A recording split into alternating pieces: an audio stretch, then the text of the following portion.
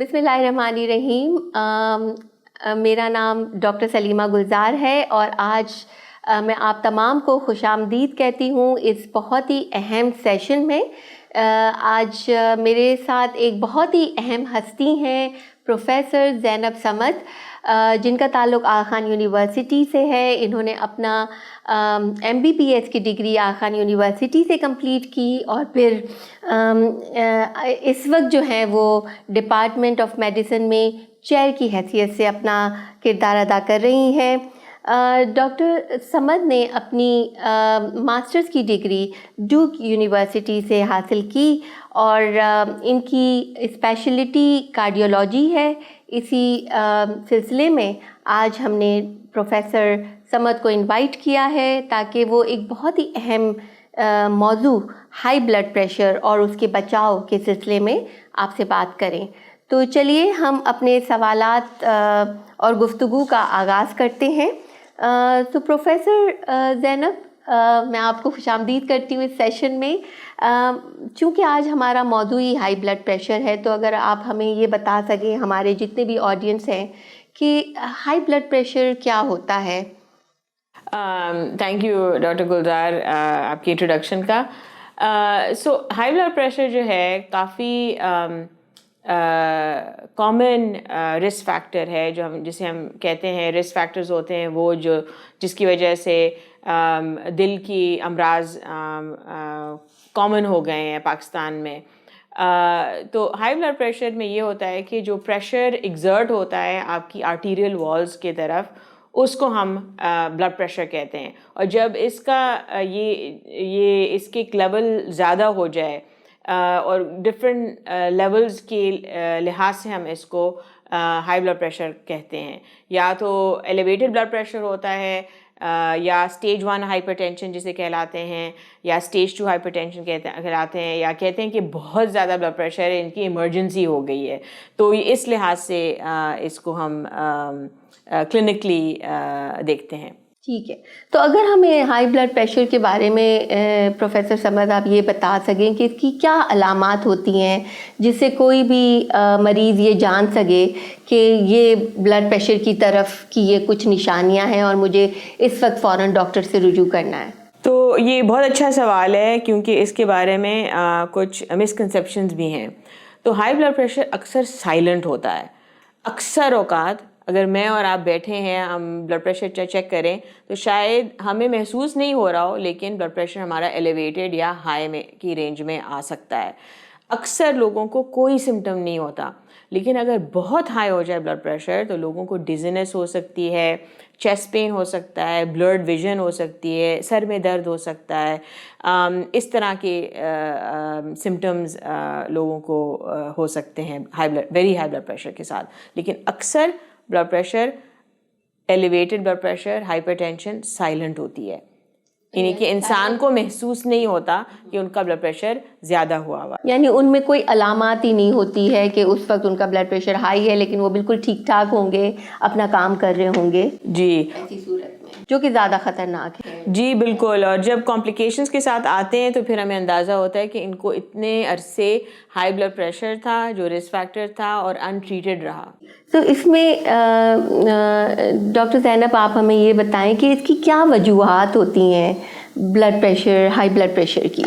ہمارے یہاں پاکستان میں تو ہم نے نوٹس کیا ہے کہ اکثر پرائمری ہائپر ٹینشن ہوتا ہے. پرائمری اور سیکنڈری ہائپر ٹینشن ہم کہتے ہیں. پرائمری یہ کہ اس کی کوئی خاص ایکچوئل آرگینک کاز نہ ہو. اس سے مراد یہ کہ اگر آپ زیادہ ایک فیملی ہسٹری ہو، آپ کی فیملی جینیٹک بیسز ہے، کھانے میں آپ زیادہ سالٹ استعمال کر رہے ہیں، آپ کا وزن زیادہ ہو گیا ہے، فزیکل ایکٹیویٹی کم ہو گئی ہے، سگریٹ اسموک کر رہے ہیں، تو یہ جو ہے primary hyper tension essential hyper tension کہلاتی ہے.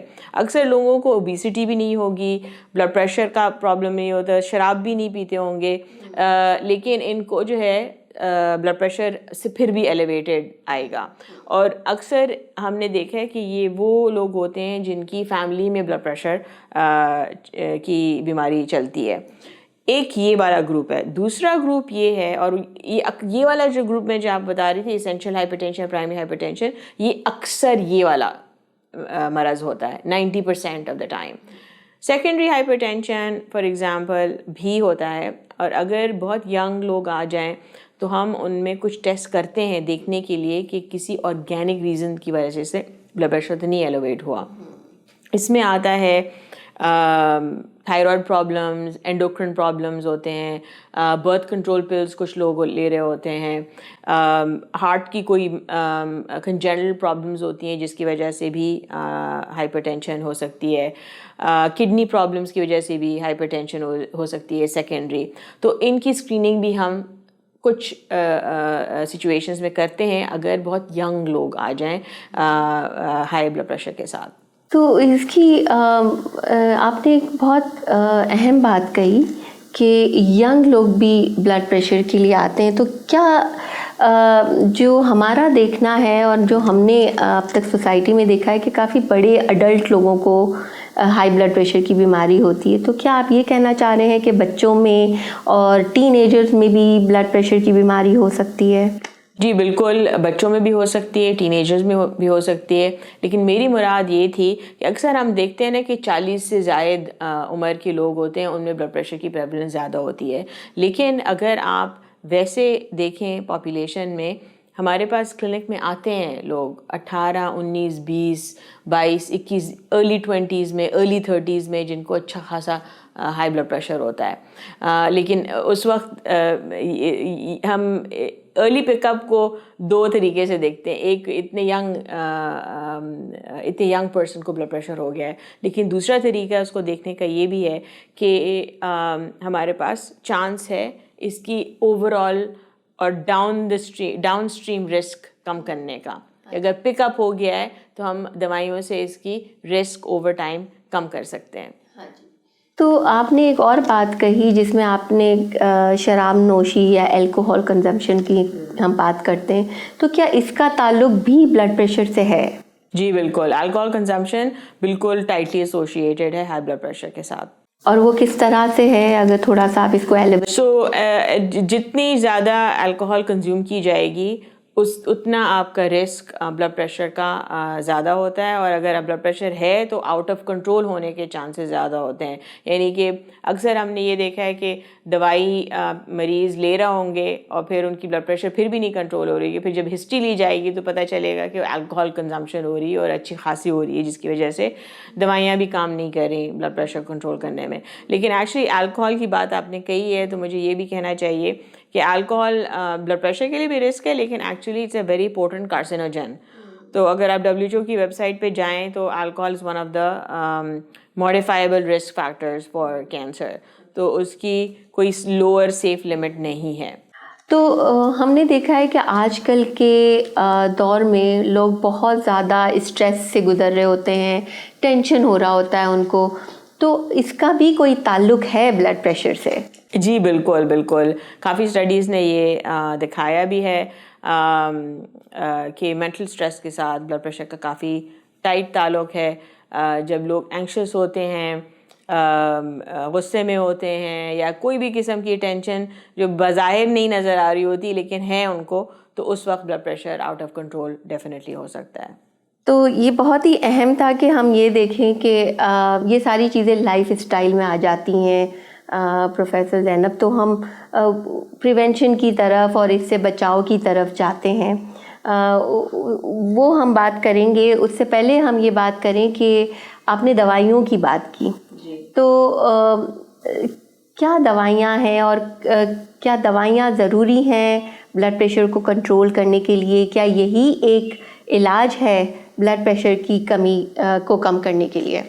تو اس سوال کو میں اس طرح جواب دوں گی کہ دیکھیں, ڈپینڈ کرتا ہے کہ کتنا ایلیویٹڈ بلڈ پریشر ہے آپ کا. ایک حد سے زیادہ ہم کہتے ہیں کہ آپ دوائی سٹارٹ کر دینی چاہیے, کیونکہ کمپلیکیشن کا رسک ہمیں کم کرنا ہوتا ہے اوور ٹائم. ٹھیک ہے, اگر بلڈ پریشر اتنا زیادہ ایلیویٹڈ نہیں ہے تو کچھ مہینے ہم پیشنٹس کو لائف سٹائل انٹرونشنس پہ ٹرائی کر سکتے ہیں کہ دیکھیں اگر وزن کم ہو گیا, انہوں نے اپنی سالٹ سیچوریٹڈ فیٹ کی جو کانٹینٹ ہوتی ہے ڈائٹ کی وہ کم کر لی, شوگری کاربوہائیڈریٹ کانٹینٹ کم کر لیا, تو ان ساری الکوہول اگر پیتے ہیں وہ ختم کر دی, اسموکنگ ختم کر دی, ان ساری انٹرونشن سے اگر بلڈ پریشر کم ہوا، نارمل رینج میں آیا کہ نہیں، اگر نہیں آیا تو پھر ہم دوائی اسٹارٹ کرتے ہیں ان سچویشنز میں. لیکن اگر بلڈ پریشر آتے ہی بہت ایلیویٹڈ رینج میں ہے تو پھر ہم دوائیاں اسٹارٹ کرتے ہیں، اور ساتھ میں یہ بھی تنقید کرتے ہیں پیشنٹس کو کہ آپ جو ہیں یہ ساری جو لائف اسٹائل انٹرونشنز ہیں یہ بھی آپ ساتھ کریں.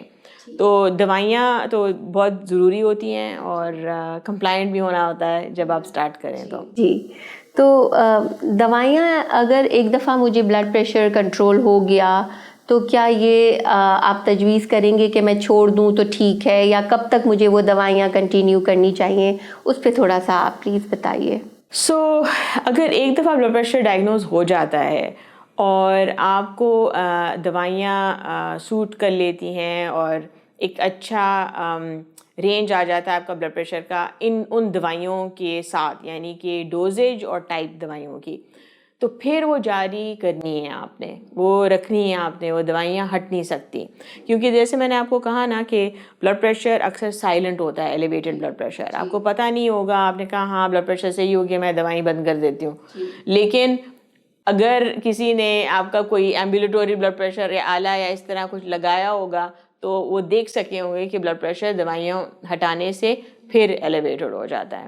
تو یہ ایسا رسک فیکٹر ہے جس کے لیے آپ کو کنٹینیوسلی پھر دوائی لینی ہوتی ہے. تو اس کا مطلب یہ ہوا کہ ایک دفعہ اگر کسی انسان کو بلڈ پریشر کی بیماری ہو جاتی ہے، ہائی بلڈ پریشر کی، تو اسے وہ دوائیاں زندگی بھر کے لیے کنٹینیو کرنی پڑتی ہیں، اسے چھوڑنی نہیں چاہیے. جی بالکل بالکل.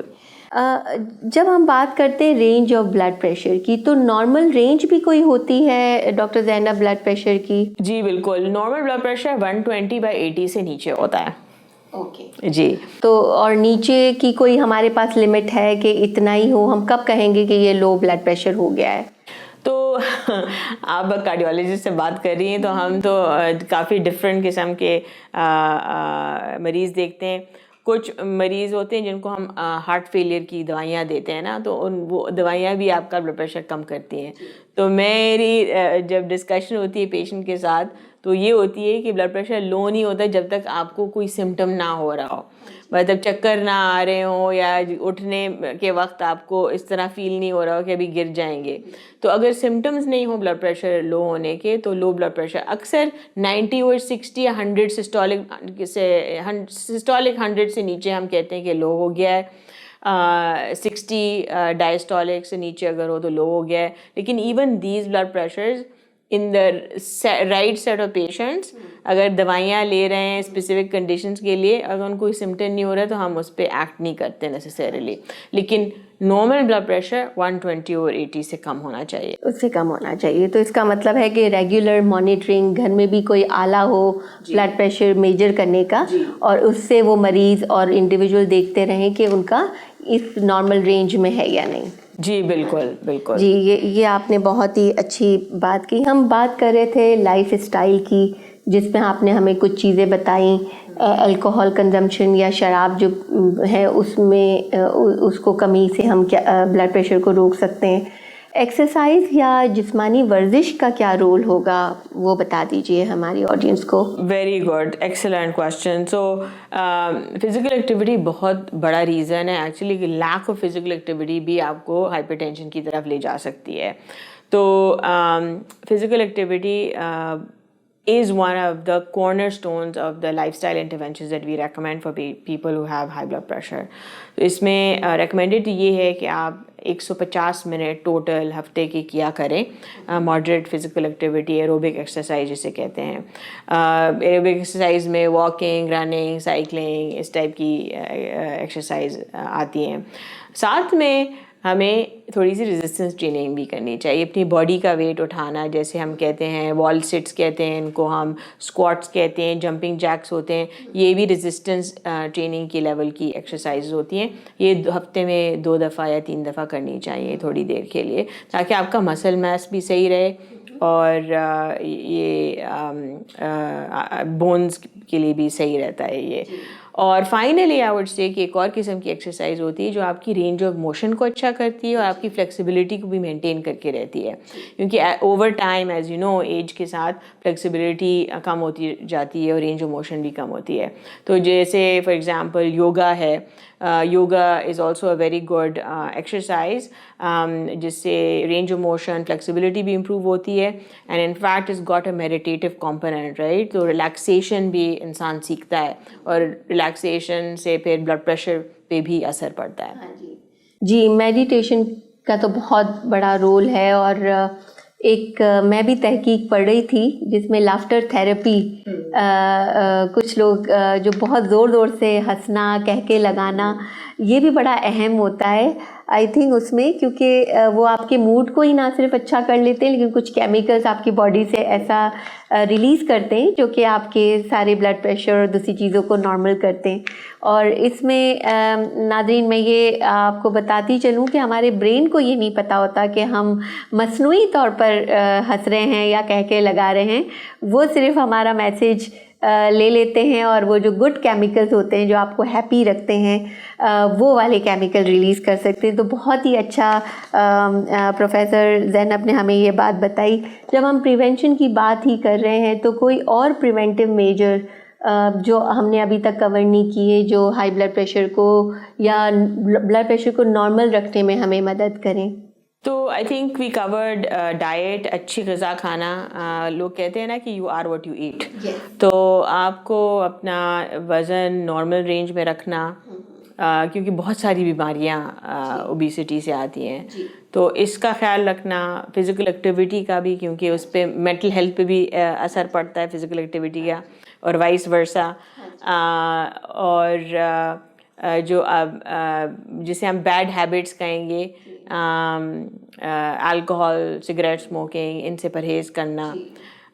اور فائنلی آپ نے جو کہا ہے نا، یہ بات اکثر نہیں کہی جاتی، لافٹر تھیراپی ہوگی، ریلیکسیشن ٹیکنیک ہو گئی، لیکن اپنا سوشل کنیکشن رکھنا. A lot of people find relaxation in social connection, and that's really important, something that we should highlight at all times. کبھی کبھار کچھ سچویشنز میں لوگوں کو سلیپ ایپنیا ہوتا ہے، آپ نے شاید نام سنا ہو. جیسے فار ایگزامپل کچھ لوگ جو خراٹے لیتے ہیں تو ان کا جو ہے ایک کنڈیشن ہوتی ہے جس میں رات میں وہ رک کے سانس لے رہے ہوتے ہیں. That is a risk factor for developing hyper tension. تو اگر اور چیزیں ایکول ہوں، اگر یہ رسک فیکٹر ہو تو اس کو ڈائگنوز کر کے ٹریٹ کرنا بہت ضروری ہے. جی بہت ہی اہم بات آپ نے بتائی، جو سانسیں رک جاتی ہیں سوتے وقت. تو آئی تھنک یہ بھی ہمارے آڈینس کے لیے ایک بہت اچھی انفارمیشن تھی. دوسرا آپ نے ایک بہت ہی اچھی بات بتائی پروفیسر زینب کے سوشل کنیکشن. تو آج کل ہم اتنا مصروف ہو گئے ہیں کہ ہم ہارڈلی ہمارے پاس فیملی کے ساتھ بیٹھنے کا وقت، دوستوں کے ساتھ کچھ ٹائم اسپینڈ کرنے کا وقت نکل پاتا ہے. تو آئی تھنک اس کو ریوائیو کرنے کی ضرورت ہے. دیکھیں ہمارے وہ بھی لائف اسٹائل میں بہت اہم کردار ادا کرتے ہیں اور ہماری اپنی صحت کے لیے بھی وہ بہت اہم ہے. ڈائٹ کے حوالے سے اکثر لوگ کہتے ہیں کہ بھئی اگر ہیلدی ہارٹ چاہیے تو آپ گھی بالکل نہ کھائیں. کچھ لوگ کہتے ہیں اصلی گھی صحت کے لیے بہت اچھا ہوتا ہے. تو یہاں پر آپ کیا کہیں گے کہ کیا اصلی گھی صحت کے لیے مفید ہے؟ اور دوسرا کہ اگر ہم چکنائی یا تیل یا بٹر یا گھی کی بات کرتے ہیں تو کوئی اس کا کوئی ریکمنڈیشن، کوئی ریکمینڈڈ گائیڈ لائن WHO کی ہے جس کو ہم اپنی آڈینس کو بتا سکیں؟ سو دیکھیں اس میں ڈیش ڈائٹ کا اگر آپ نے نام سنا ہو، یہ کافی پہلے ڈیولپ ہوئی تھی اور بلڈ پریشر کنٹرول کے لیے ایکچولی. تو اس میں سالٹ کم ہوتی ہے، شوگر، ایڈڈ شوگرز کم ہوتے ہیں، اور فیٹ، سیچوریٹڈ فیٹس کم ہوتے ہیں، لو فیٹ آپشنز استعمال ہوتے ہیں. اس کے اندر ریڈ میٹ اوائڈ کی جاتی ہے، فش، پولٹری، ویجیٹیبلز، فروٹس پر زور دیا جاتا ہے. تو یہ ڈائٹ اچھی ہے.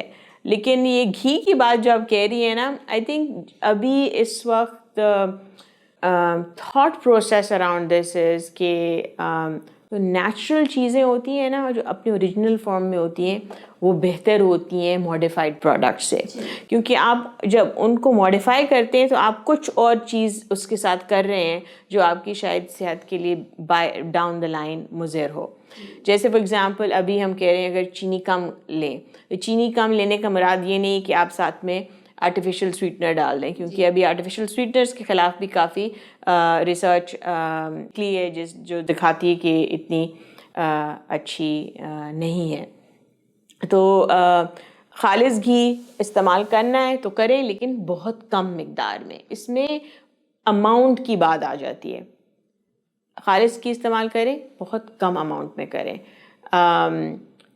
اسی طرح اگر چینی کی جگہ گڑ استعمال کرنا ہے, اوریجنل فارم کی بات آ رہی ہے نا, روٹی لیتے ہیں تو آپ براؤن بالکل جیسے چکی کے آٹے سے جو کہتے ہیں وہ استعمال کریں تو زیادہ بہتر ہے.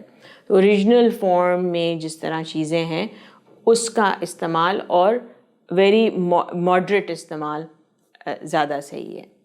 تو اب تک کی جتنی بھی باتیں آپ نے بلڈ پریشر سے بچاؤ کے لیے بتائی ڈاکٹر زینب, وہ بہت اہم تھی. ہم نے فزیکل ایکٹیویٹی یا ورزش کے بارے میں بات کی. آپ نے کہا پورے ہفتے میں اگر 150 منٹس بھی اگر ہم کرتے ہیں تو وہ ہماری دل کی صحت کے لیے بہت اچھا ہے. ہم نے ڈائٹ پہ بات کر لی. ہم نے ایک چیز کی بات نہیں کی جس میں ہے کہ پریگننسی کے دوران بلڈ پریشر کبھی کبھی ہم نے دیکھا ہے بہت ہائی ہو جاتا ہے. اس کے بارے میں اگر آپ تھوڑی سی ہمیں تفصیل سے بتا دیں. تو پریگننسی کے دوران بلڈ پریشر چیک ہونا چاہیے. یہ تو بہت ضروری ایک چیز ہے جو اگر آپ اینٹی نیٹل وزٹس کر رہے ہیں تو اس میں ڈیفینیٹلی ہر اینٹی نیٹل وزٹ میں بلڈ پریشر چیک ہونا چاہیے. اگر ایلیویٹڈ ہو تو اس کی ڈیفینیٹلی ٹریٹمنٹ ہونی چاہیے, کیونکہ ہائی بلڈ پریشر پریگننسی کے دوران ماں کے لیے بھی مضر ہو سکتا ہے اور بیبی دونوں کے لیے مضر ہو سکتا ہے.